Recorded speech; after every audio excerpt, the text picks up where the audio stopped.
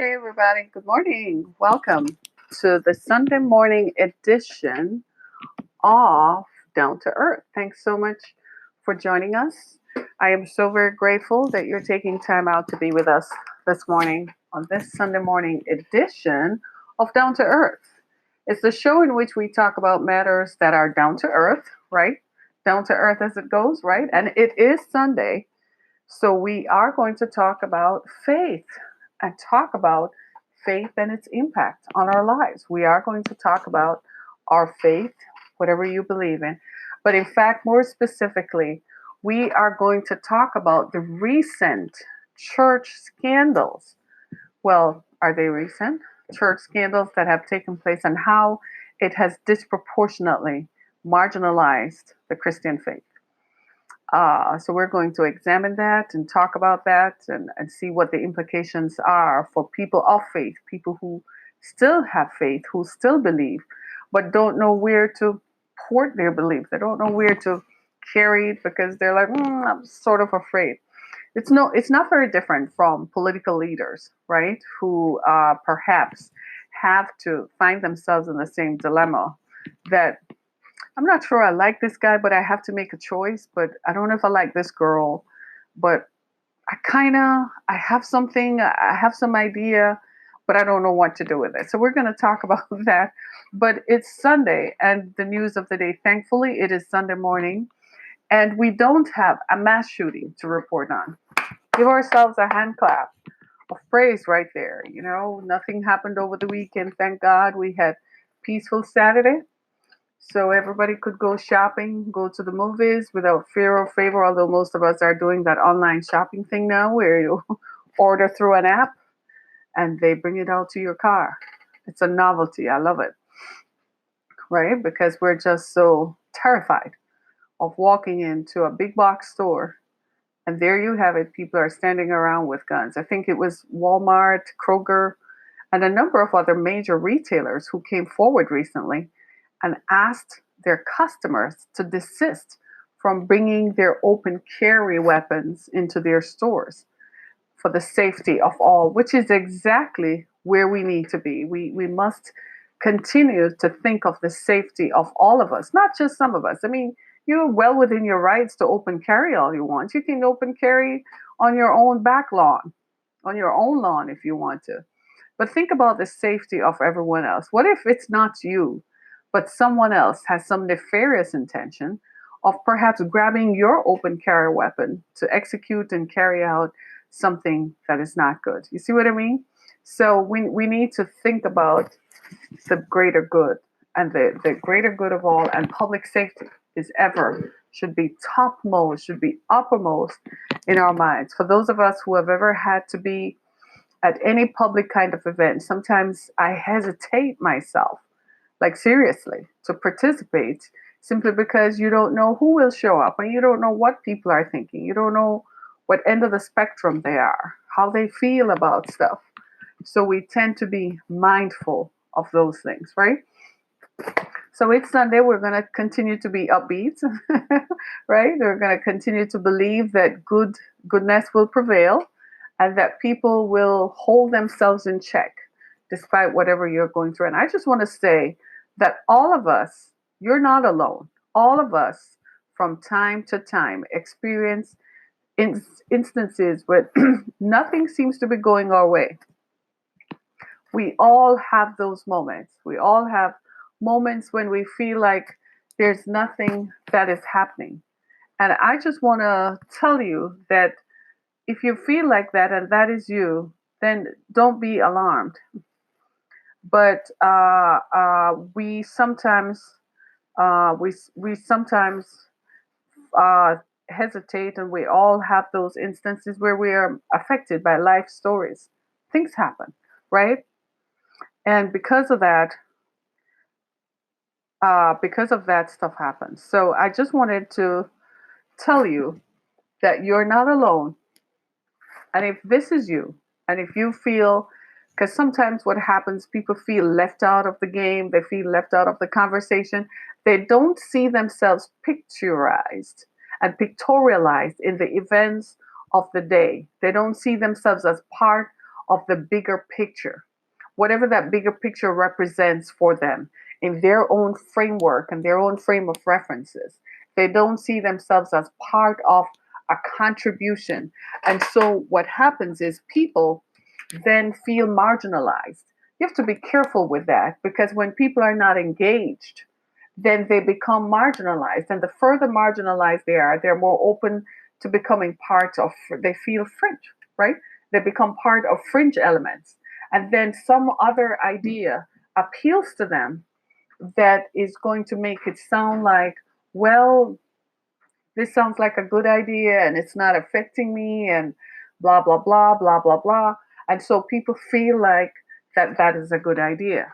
But I'm here to tell you that wherever you find yourself on the spectrum, whatever you find yourself doing, if you find that you don't feel good, I'm spraying something into my hands to moisturize my hands because I tend to experience dry skin. Whatever you feel yourself, wherever you feel like this is you, I encourage you to come back to center, come back to feeling like you're part of the process, whatever that process is. It could be in your family. You feel marginalized or left out. Maybe you lost your job. Maybe you dropped out of school. Maybe you didn't make it into college. Maybe you just have a job where you feel like you're just a cog on the wheel. Hey, that sounds like most of us, right? You're not part of the decision making process. Then come back to center and figure out where you need to be. What is it that you need to do to get you engaged in the process? Maybe you want to join a bigger group, a group that is progressive, not a group that is going to encourage you to hurt others, but a group that is going to encourage you to be a part of the process, to make a positive contribution to the events of the day. And that is what is the best option for everyone, right? That is the best option for everyone. And I just wanted to say thank you to everyone. Thank you for joining us and for feeling that. And thank you to those who have influence over others, who perhaps encouraged other folk this weekend, just so we could all sleep, right? Just so we could all have something to sleep on this weekend and not have to deal with anything. I just want to say thank you, thank you, because you helped me to get some rest this weekend. I got some rest. Well, here in Michigan, a lot of stuff was going on. In fact, we had the Republican Biennial Convention in Mackinac Island, which is in northern Michigan, extremely northern Michigan, close to Wisconsin, right below Canada, kind of thing, right? So the Republican convention was there, and the Democrats had their stuff going on. So the whole political life was active. And it's fall, so there are all kinds of fall festivals. Today, I think, is the last day of summer, or was it yesterday? Today's the 22nd. Today's the 23rd, the 22nd. So it probably is the last day of summer. So fall officially starts tomorrow. Now, personally, I'm not going to pull out my boots yet because here in Michigan, we wear boots like for 6, 7 months of the year. So I'm not ready for that yet. I can wait. I can wait. I'm one of those persons who push it to the last minute, right? So I'm going to wait for the boots wearing season to officially start. It's when it gets cold because first I wear flip flops and then I wear, I put on my little footsies. Then I graduate to socks. Are you all laughing at me? I kid you not. And then by the time I get to socks, I'm like, you know what? I feel really cold. Maybe I should put boots on. But it has to get so cold, like end of October, November, before I put boots on. Because once you put it on, it's like November, December, January, February, March, and April nowadays. Then you wear boots. Look at that. That's like 6 months of boots, right? But it is what it is. We're just grateful that we're alive and we are able to see the process, right? Right. So I wanted to talk about church scandals and the impact of faith, not focusing or zeroing in on the scandals per se. So this is not a gossip. So this is not a gossip show. We're not going to talk about the gossip of it.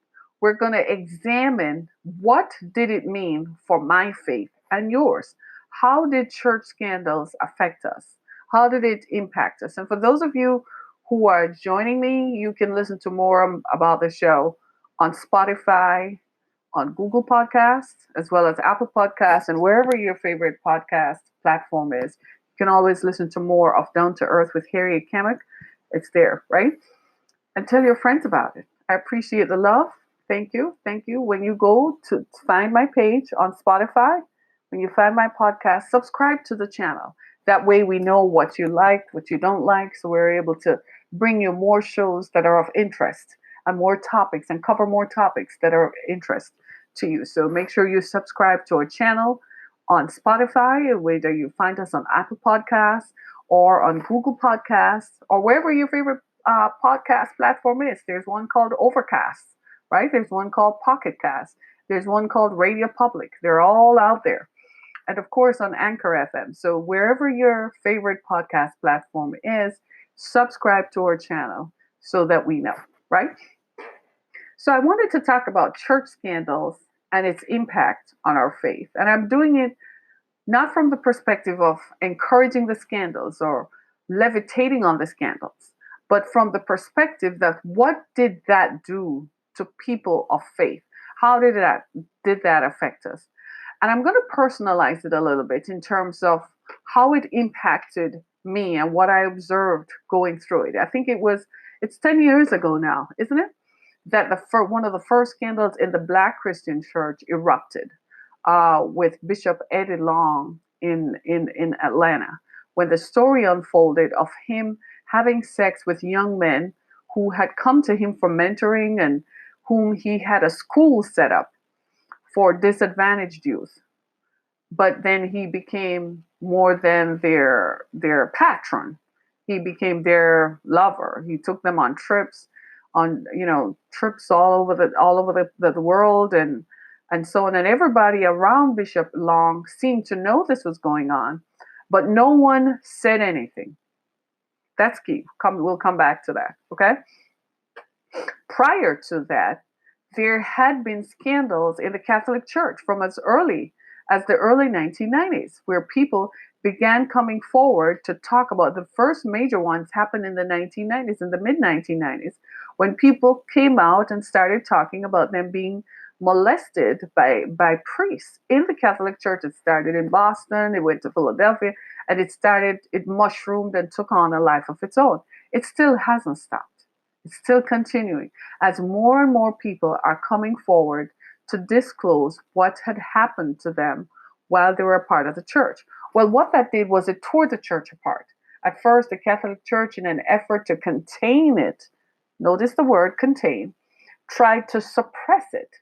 So they pretended it didn't happen at first. Then they suppressed it, tried to cover it up. Sometimes the cover up is worse than the crime, right? And in an effort to cover it up, what they did was, guess what? They hurt the survivors. You can't cover up when someone comes and discloses to you that they have been violated. You can't cover it up. Covering it up is not helping, right?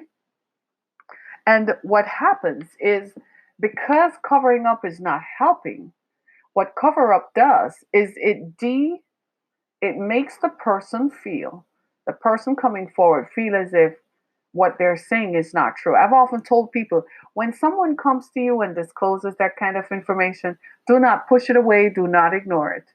Acknowledge that it happened, acknowledge what they're saying about it, that it happened. It's important to the survivor.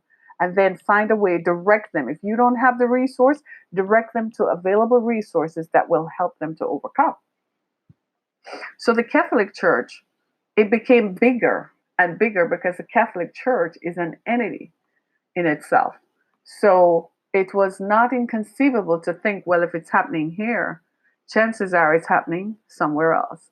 And so eventually the church compacted and contracted, because one of the things that happened is that people started losing their faith. People started walking out. People withdrew their children from school. People stopped attending services because now they're not sure what is it that is going on. Did it impact their belief? Yes, it did. Because now what has happened is that they don't know what is going on. Because now, how do you know what's going on? How do you know what to believe? See, the thing is this, where I want to bring this to is, what do you really believe? Do you believe in the supreme God, or do you believe in the persons who are the representatives of God? The people who come before us and say that they are the representative of God. Do you believe in them? It's kind of hard for us not to acknowledge that, isn't it? Because you're human, because the only way you're going to hear the message is through a messenger. And the messenger is invariably a human being, right? So you go back to the scriptures. And what does the scripture say? At any time that you are unsure of what to say or what to do or what should happen, go to the scriptures. Because as representatives of the faith, we're going to fail you. I'm going to fail you every day. I'll just disclose that to you all day, every day. I'm human. I had to get up this morning, go to the bathroom just like you. I had to get up and think about what am I going to make for dinner. I had to get up and think what am I going to make for breakfast. I have to figure out what am I going to plan for the week ahead for my family. And I have to plan about my business.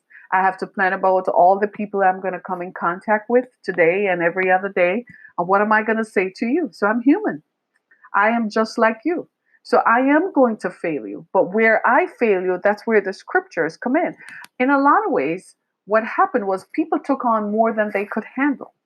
What they did was they drew all the attention to themselves instead of pointing it where it belonged, which was at the cross. The attention should have been on the God of the cross, the God who made the cross, the God who is the story, whom the story is written about. Instead, they made it about them. So they're infallible. So when you look at them and you say, there is no way that God is real because God could never operate through someone like you. That means everything you told me about God, I don't believe that anymore. So now people are struggling and are searching for answers. That was the greatest impact. This is why the Catholic Church tried to contain it, because the impact, it also impacted their money, make no mistake about it. Because if people are not coming into their centers of worship, then they're not going to collect money. People are not going to write checks to write endowments and to fund their activities. It's a similar thing in the black church. What happened to when the scandal erupted, everybody was trying to keep it down, because then that meant that people were going to stop watching Christian television, which they have stopped, right? And people were going to stop walking into churches, which they have done in record numbers. And now people are not going to do what? Because they're wherever their mouth is, that's where they're going to put their money. So if their mouth is not in a religious center, they're not going to put their money there. And so the scandals had this irreverent impact and this lasting impact on the church. So now what happens to the people? I'm not as focused on the leaders who created the debacle. They have to face whatever they have to face. I'm more concerned about the people. What do? You still have a need for faith. You still find yourself wondering, well, what is my purpose? Well, is there a God out there somewhere? I mean, is like the universe just some wide open space where anything out there can just come? What are all these scriptures that my parents and grandparents talked about, and that is written off 5,000 6,000 years ago? Is that not true? Is that not a part of recorded human history anymore? Should I just disregard that? Some people started looking outward, and so people started gravitating towards other faith that they thought was pure. See, we have this idea that having faith means that you're a pure being, and that is wrong. That is wrong on every level. No one is pure. Nobody is pure. I don't care if you went to and took a trek to the Himalayas and came back a Buddhist, or if you came back with the other religion. You came back from Tibet and suddenly you feel like that's your thing. No, no one is pure. Anything that is told by humans, any human story, wherever the intersection of your divinity and humanity happens, at that intersection, there's always going to be a story. And there is a story in there about the human being connected to that. So there's nothing pure. So the first thing that we have learned from all these is that God still exists, but not as directed and pictorialized and portrayed by individuals who had scandals. There is a part of them that God was a part of them. We sadly have to acknowledge that. Yes, it's true. But they were not perfect. And in their desire to convey their might and their power, they left themselves open to being influenced. They had these desires. A lot of these people were work in progress. If you really listen to some of them, they were really struggling with their sexuality and had been struggling with their sexuality. They thought going to church was going to solve it. But that's not how it works. That's never how it works. How it works is you have to die. You literally have to lay yourself down and say, this is what it is. And I know it sounds almost inconceivable, even, but it is what it is. So what we did was we focused on the person because that's what they did. They were charismatic. They drew us in with their charisma and their charm, and we believed in them. We believed them. But what they didn't come to us and say, friend, I've got a problem. Even if they didn't come to the public, there were other people around them they could have gone to and sought to have their problem and sought to have their issue dealt with, either through therapy or talking to someone, getting counsel. But instead, they continued and continued, right? It's just like you and I. We raise our children, right? And we give our children latitude. We tell them, here is the standard. This is what I want you to be like, to do. This is the acceptable standard. But we hold them accountable to the standard, right? Right. Well, it's the same thing with God. He said, but you still have free will. I don't have a thing over my children's heads every day, beating them into submission. They still have free will. I'm like, this is your choice. You have a choice. This is what you do. If you do this, this is what's going to happen. If you do that, this is what's going to happen. They exercise their free will. So where is God in all of this? He never left. He's still there. Did God foreknew? Yeah, he knew this was going to happen. But in an effort to convey the message of faith, he used anybody. The Bible describes it as using an imperfect man. That word man there also means mankind. So that word man means that there is someone whom God is going to use and work through to bring you to the point of hearing a message that will ignite your faith or help you as you try to figure out what is this that I'm thinking. Because at some point, all of us, we're going to wake up one day and we're going to wonder, is this real? Is this a dream? Is this life a dream? What is death? What is not death? When someone dies, what happens to them? When my dog dies, does he go to heaven? Is there a doggy heaven even? Is there a heaven for cats? Am I going to see my dog again? Am I going to see my parents again? These are questions that we continue to search for answers. And that's what faith does. Faith also helps us when we're going through adversity. Well, what do you believe? How do you deal with this stuff? And unfortunately, what happens is we tend to look at this from the perspective that we all want answers. That's the thing with the human mind. We're always searching for answers. We want a definitive answer that is life changing, that is going to define us. We want an answer now. No, no, no, no, no. Just like the microwave. You know, you put stuff in the microwave and boom, it's heated up. You ever put something in the microwave to defrost? Oh, well, it only takes 5 minutes. Instead of taking an entire day like our great grandparents used to have to wait for, right? We want it now. Now is the time. Faith is like a muscle. You have to use it over and over to get the answer that you want. Sometimes it's instantaneous and some other times it's not.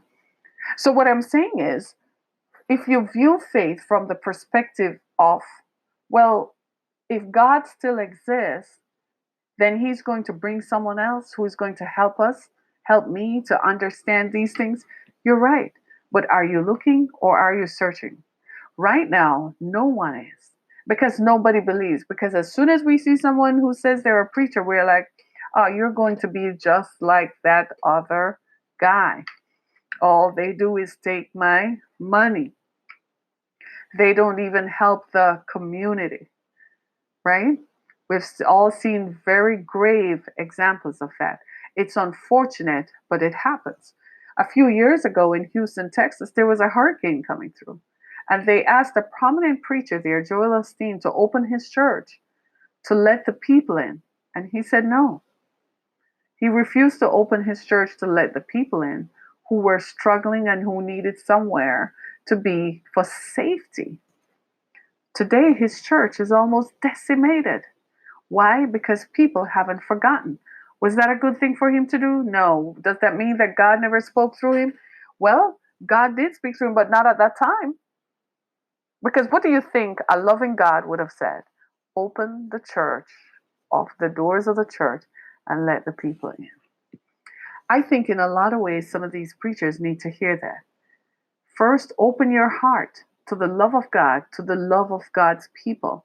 People are hurting and people need faith. They need a reassurance that something better than this exists, that they will see their loved ones again, that they're not going to disappear and be oblivious and after they die, that's it. Give people hope, brother and sister, right? But instead, what we have done is we have shut the door. We have acted unchristian-like. Look at all the stuff that's happening politically, where people who purport to be Christians are saying, I won't help a refugee, are saying, I won't help somebody who is fleeing violence, are saying that it's okay for children to be separated from their parents. And we call ourselves Christians. We call ourselves believers in faith. Now, we have to stop and think, is that person a good representative? This is why I say go back to the works in the Bible, go back to the scriptures. When you see that, go back to the scriptures. Go back to the scriptures and ask yourselves, is this what the Bible is saying about that, right? Because invariably what you find is that people, we don't know where to go. We don't know what to do. We don't know what to join. You see so many of these preachers, they seem to be like, I don't know, they emulate a different type of lifestyle that is kind of different from how we grew up. It seems irreverent even. I mean, they're just big pimping out there, just dress exorbitantly, and they just live the lifestyle that is so beyond what people in their church are living. Sometimes we have to listen to the message, ignore the messenger, and listen to the message. What is the message?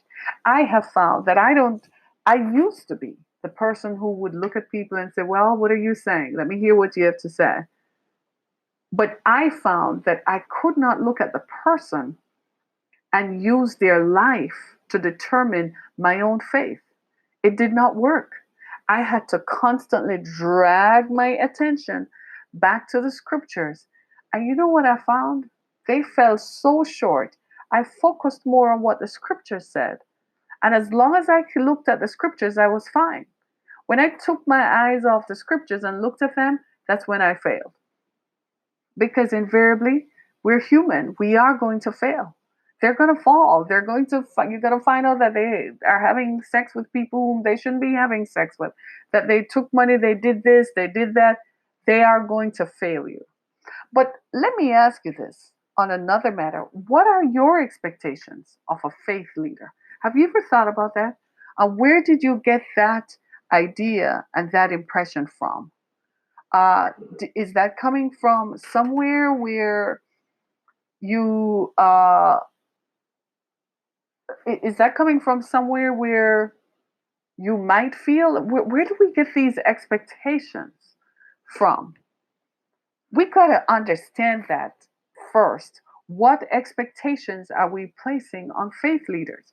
Where do those come from? What standard is it that we're holding them accountable to? This is Harriet Kimmick. Join me again on Down to Earth. Thank you so much.